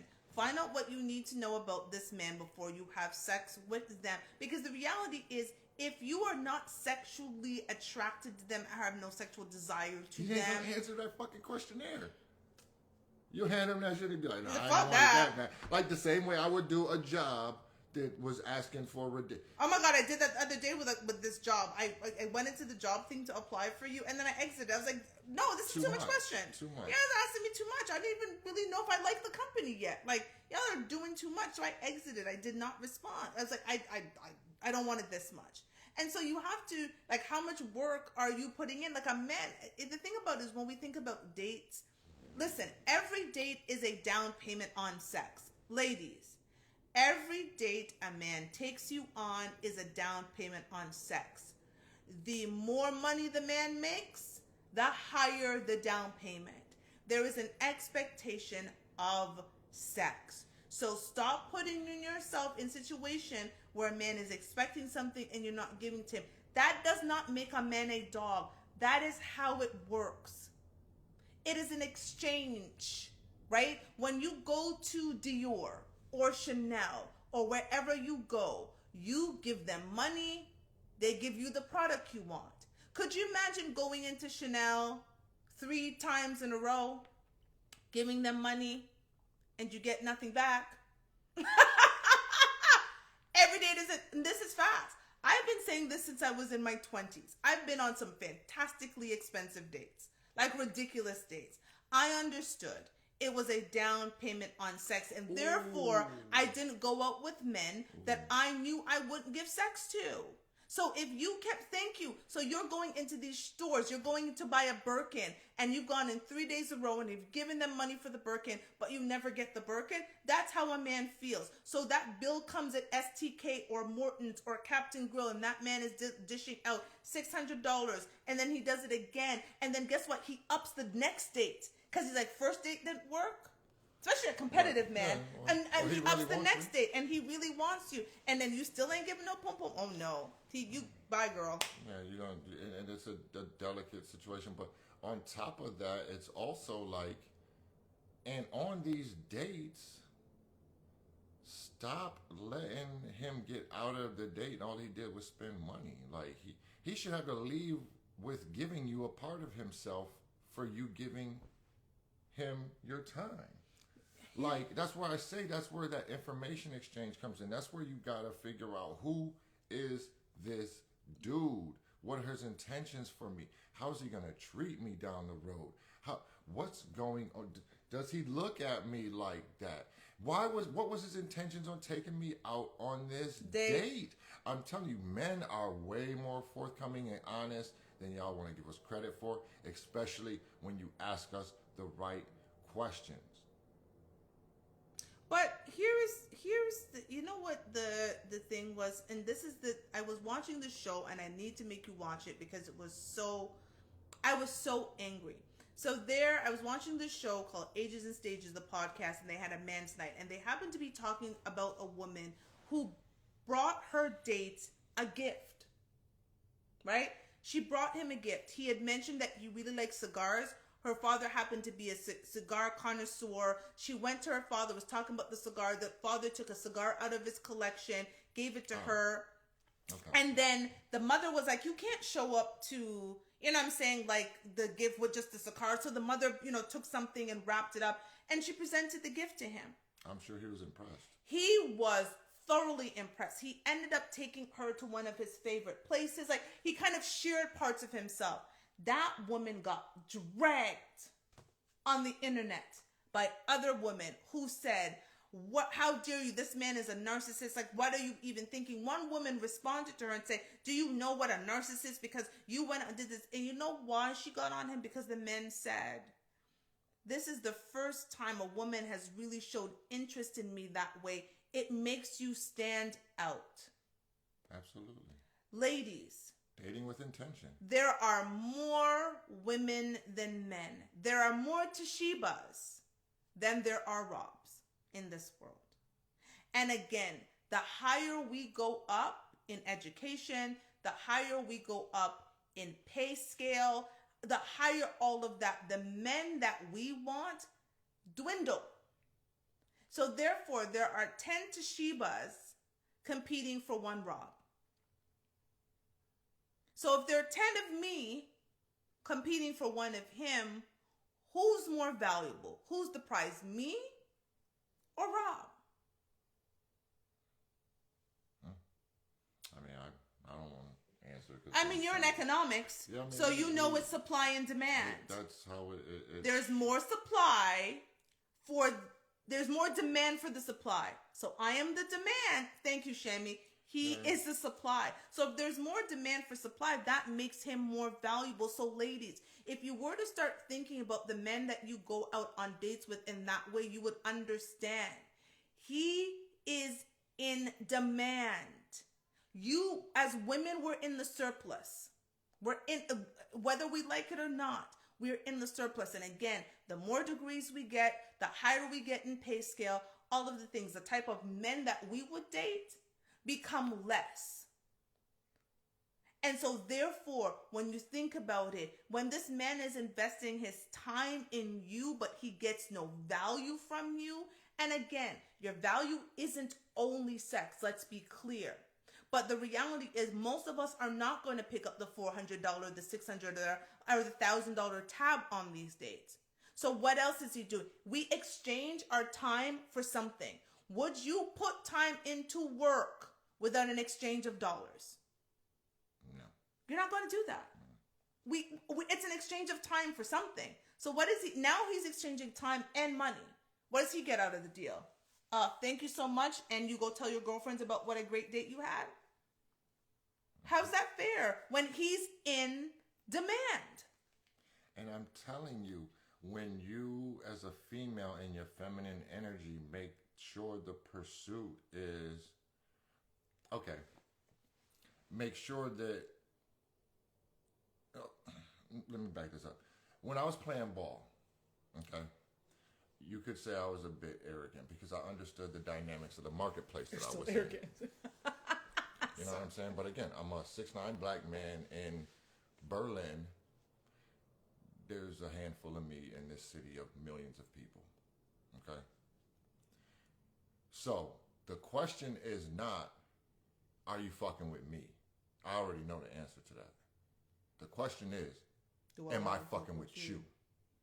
Ladies, that should be your attitude right there. You already know he's fucking with you. You know what I'm saying? You need, because he's on the date, he's ready to take you out. You need to figure out, are you fucking with him? You need, that's your time. That date is where you need to figure out, who am I on a date with?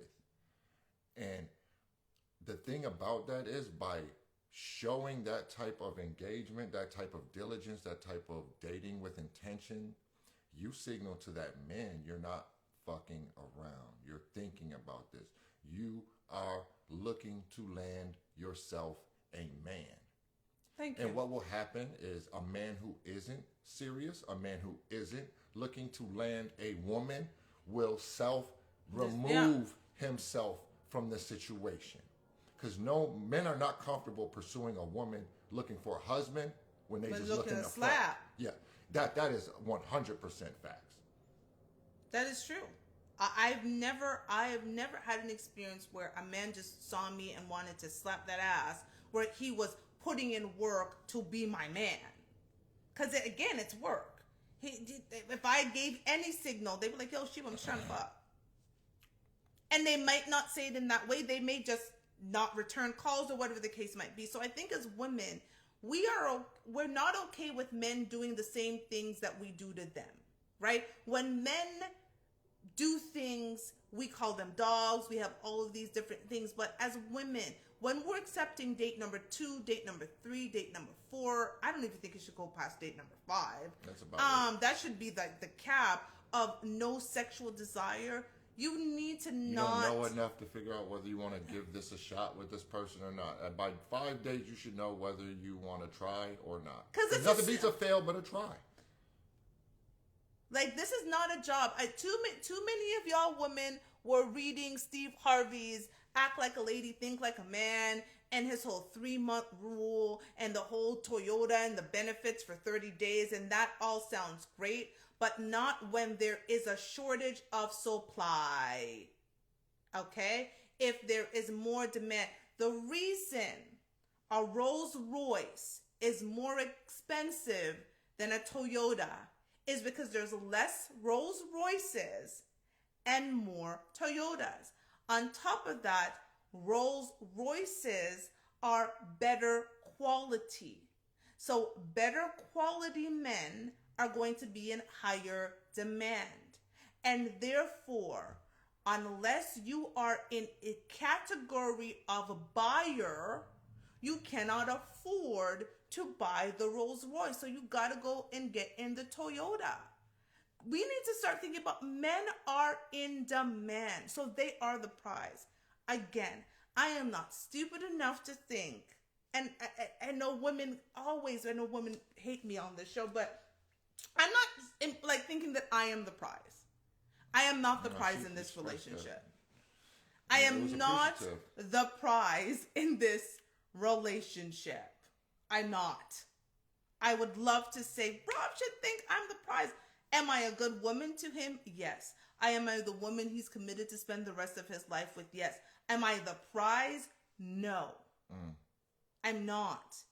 There are less Roberts than there are Toshiba. Rob can go on Instagram right now and scroll through Instagram. And there are women who look just as good or better than me, showing a whole bunch of ass and tits and all kinds of things, who are willing to see a 6'9" MBA having finance career guy and say, yep, I want him. So therefore, go on, baby. No, I was going to say, here's the thing. And here's another thing, ladies, I have to say. You know what should make a man high value to you? Him being into you. That part. See, the weird thing about this whole marketplace and this dynamic is it's kind of the attitude I'm having with my professional career. Go where you're celebrated, not where you're tolerated. Would you rather be celebrated by the guy with $20 or tolerated by the guy with $100? You need to figure that out for yourself. Just don't let other people's lifestyles fool you. There is a lot of curation in this world of social media. People is in relationships and they're not even in relationships. People are in relationships with single people. They go their separate ways when the camera turn off. I guarantee you won't do this. It's actually over the next couple of weeks, we're going to have some behind the scenes stuff and things going on. It's going to show you even more of what we're going through. On a day-to-day basis. How the last 18 months have been like lightning for both of us. But that's because we've been working extremely well together. And that's kind of like the blueprint for us. We kind of want to shed some light on, look, like, this is where I was at. This is where she was at. We got together, and this is where this is what we are doing together. She's enhanced my personal professional life. I've enhanced her personal and professional life. And that's kind of what the results should be. Healthy trees bear fruit. That part. Dead trees don't. And a lot of people are trying to get into a situation that is not designed for them. right? There are certain lifestyles. Listen, we would all love to be the rich and famous lifestyle, but some things are not designed for us. And again, how much sacrifices are you willing to make for a certain lifestyle? Because that's what Uncle Kevin likes to ask these women, and they'd like to think that a man in high demand should meet their demands. Ooh. It doesn't work that way. The guy in the dealership in the Rolls Royce, you bringing in your $80,000 a year salary, talking about I want this, and this, when you don't meet the financial criteria to buy a Rolls Royce, that's not how it works. But a lot of women are going in with all of these demands when the man is actually in demand but doesn't want to meet any of his demands. How does that work? Come on, man. And here's the other thing for the ladies that, again, because finances fucks up a lot of relationships, and sometimes it fucks up some good ones. There's two components to wealth generations. There's two sides of it. There's making more. I'm real good at making more. And then there's saving more. I suck at saving more. He does. She's real good at saving more. That's why we're a good couple. I'm great at making more. She's great at saving more. We kind of cover both ends of it. You know what I'm saying? Sometimes, again, you're looking at this man, he has to be a high earner. No, he can compensate for not being a high earner by being a strong saver. That man should be considered valuable too. Again, we have tied some of the wrong things to relationships these days and how we define success, right? You have to start thinking about how do you define success in your own life and how would you define a successful relationship? And that should be how you're going out and dating in the world. What does a successful relationship look like to me? Not what does a successful person look like to me? What does a successful relationship look like to me? Because a man has success in his life doesn't mean he's going to be the person in your successful relationship. And we need to start really thinking about that, because again, whether we like it or not, ladies, there isn't a lot of supply when it comes to men, but there's a lot of demand. There are not many women who don't desire to be in a family. Many women don't choose to be single mothers. Some do, because they make bad choices. But I think most had a desire, thinking that that baby or that situation was going to create an instant ready-to-make family. And so we have to start thinking, if we desire and want something, what does that something look like, and go out and truly pursue it? It's a competitive marketplace. Why are we okay with competing for jobs and teams and listen, I remember getting into university. I graduated with a much higher percentage than I needed to get into the school I wanted, because I wanted to make sure I had a full chance. You basically needed like a 70 average. I graduated with an 87% average, and my average over time was about 85 in my 5 years of high school, because back in Canada, we used to have 5 years of high school. So I wanted to make sure that I beat out, and there was no doubt that I should get into the school of my choice, and I got into every single one. So we're okay with competing on those certain levels, to get into school, to get on teams, to go for jobs, to all of the things that we need to do. But when it comes to men, we just go, yeah. Not just men. But there's only so many spots. Right. There are only so many spots to get into only university. There are only so many spots for a job. For a lot of jobs, there's only one job. So what do? You research the job. You research the company. You skill up. You might research the interviewer. You might get facts on the company that are important. And then what do? You sell yourself. You go there and you present the best version of you to get that job. Ladies, why are we not doing that to get the best men for us? Why would they compete for us when there's more of us than them? Don't make no damn sense. It's basic economics, supply, demand. Yeah. Your degree's in economics. That's how I learned this stuff, right? I agree. So like that's the facts. Like again, you women, you control what that man tells you. He divulges to you. You know, if you want to just like then what? Why? Again, some of those probing questions, those should be a woman's biggest strength, is those probing questions. Ask a question, ask a very specific question. Questions need to be specific when you need to know something specific. When you don't want to, when there's not a right answer, you just want to know intent, the question needs to be vague. There's certain techniques that you can use. I would even say every woman should grab a book on interviewing techniques, because that's where your skill set lies. And when a man takes you out, you're interviewing him. And a successful man is interviewing you. And can you be a part of his life? Can I go into a dinner party with Rob's colleagues at a certain level and manage myself well? Can I go into a room and a Christmas party and be able to talk to his boss and they go, "Oh, well, Robert, man, I love the conversation with Toshiba. That was just such a great girl," as opposed to, "Oh, I can't believe that's the woman he's with." For real. If dates were interviews and relationships were jobs, divorce wouldn't be 50%.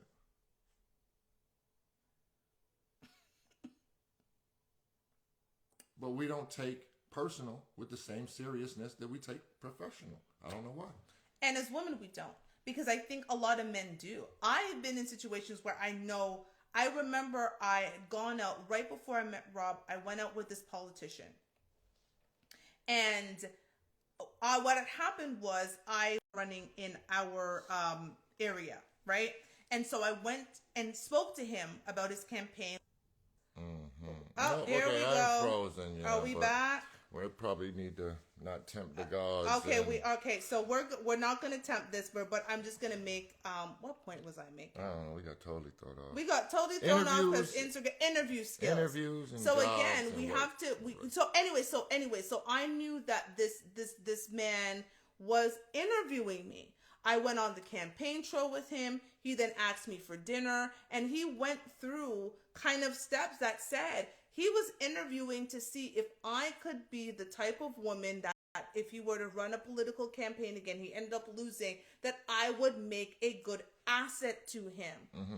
Ladies, men, if you're especially a man that you're considering whatever value, like you said, whether it's Kevin Samuel's high value or your own definition of value, that man is interviewing you. You need to do the same.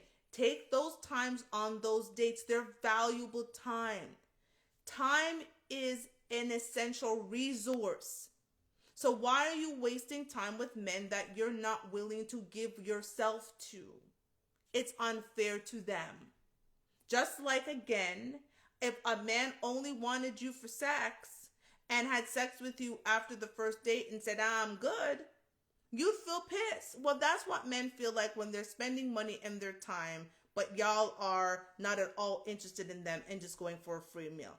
We're too old for that, especially women in our late 20s and 30s. It's one thing when you're trying to get through university and you got the guy taking you to the Applebee's and stuff, but after that, again, and even then, it's still not cool. Oh, yeah. So we are, because we're not going to tempt the gods, we're going to do one question each before signing off. And then thank you guys. Thank you everyone. Thank you Shami. Thank you Du. Thank you Nini. Thank you everybody for rocking with us tonight. Thank you for rocking with us. Can you read this one? Yeah. How do I make you better as a person? Explain. Toshiba makes me better because she is the zip to my chill, basically. You know what I'm saying? She's the go to my relax. She is the pep to my step. People are gonna believe you're being so sarcastic. No, but I'm so dead serious. Like, actually, it's that's why we have a generally healthy pace about things. We make a lot of progress. We move. We're moving. Like, again, you guys are gonna see just how much we've covered over the last 18 Yeah, we're months. gonna have a show that really chronicles the beginning of our relationship to where we are. Forgot about to that too. point, because I think that's important. We're gonna really start doing some behind the scenes. Our daughter's gonna start helping us record some of that stuff. But yeah, You're going to really get some insight because, again, as much as we put ourselves in pretty packages when we sit here, we don't try to paint a pretty picture of our relationship. It's been a challenge. No, it's we challenging. Want you guys to see how real this thing really is, because again, and it's, I think we've only had like one show where we weren't really vibing at the time of the actual show. But outside of that, there are times where it's never like intense, but it's real. It's definitely real. And the topics are, I don't want to say make or break, but they have that type of levity to them because nothing's ever off the table, especially with her. Like, sometimes she needs to be able to just say stuff to just get the shit off her chest and be able to express it from the perspective of, so what if it's my 20%? It still makes me feel or think or whatever this way. So I'm going to speak on it and understanding that it's my 20%, but I need to say something about it. Okay. So my question quickly, what is my favorite restaurant? So I've been to a lot of restaurants in my days in many cities in many countries, but my favorite restaurant is a restaurant downtown Toronto at the Bisha Hotel. It's called Akira Back. It's a sushi restaurant. It's literally one of the best restaurants I've ever been to. You guys should, if you're ever in Toronto, it's at the Bisha Hotel. It's called Akira Back. It's amazing. I think they might have another location in the U.S. I'm not sure. What is the most important lesson to teach a child? I think it's authenticity. I think no matter what kind of person you are, you have a better chance of being successful if you're authentic. Okay, so this question is actually directed to you, even though it's my question. So, if I interviewed your exes, what would they say about you? Oh, Lord. Exes are baby mamas, first off. I think there's a distinction. Well, no, there is no exes outside of baby mamas. Yeah, so damn. I won't put you on the spot. I'll ask the question. Stubborn. Definitely stubborn is probably some negative commentary, just because that's it is what it is. I ain't gonna front about it. I would say if you were to interview my exes, what they would say about me is that you've gotten the best version of me. Yeah. Well, they probably say you got the best version of me, but they'd be pissed off. And I know your exes would definitely say that. It wasn't even authentic, you know what I'm saying? But I think they would say you've got the best version of me. I wasn't the woman I am 5 years ago sitting on this couch, right? And you weren't the man 5 years ago sitting on this couch. And I think coming together, we've been able to find a formula for both of us that works for us and where we want to go individually and collectively. So I think we've gotten the best of each other. Absolutely. And to leave you with it, this is, again, in my experience, and it's facts, and sometimes you might not, you like it or you don't, but people either bring out the best in you or the worst in you when you're talking about romantic relationships. Absolutely. And you've got to decide what you want. So that's back to Nini. You got to decide what you want. Right now, you've got somebody in your life bringing out the absolute worst in you, and you need to get back to the you that makes you happy. So I want to thank everyone. Before we go, though, we want to thank our sponsor, Sorrel and Sage. Oh, yes. You can find them on Instagram at Shop Sorrel and Sage CA. No, I'm lying. Instagram is Sorrel and Sage CA. Website is shopsorrelandsage.com. They make skincare from the sensitive soul, and I'm telling you, some of the best products I've ever used. The owner makes everything by hand with the most amazing ingredients possible. Like, please support them. They're also having a sale until the end of the month. It was the 2/22 sale. So go check them out. shopsorrelandsage.com. Robert? Oh, thanks for coming out, everybody. See you guys next Thursday. Couple of more episodes in season 1 of Fuck Your Feelings. March 17th will be the final show of season 1. March 25th would 24th would be the first show of season 2. 2. So we're gonna change it up. New feel. So let us know. Format, but keep rocking with us. We will continue to rock with you guys. Let us know Like what I said, topics you want us to talk about, what situations. You can send us questions that we can answer anonymously on the show if you'd like. Yeah, and There's a maybe lot of ask things. your man if he want to come on here and talk to us too. 'Cause That part. We want to know if he would be interested in having a conversation with us about what he got going What on. he got going on. So thank you, everybody. Have a good night and bring a little fuck your feelings into your week. Goodbye. Bye-bye.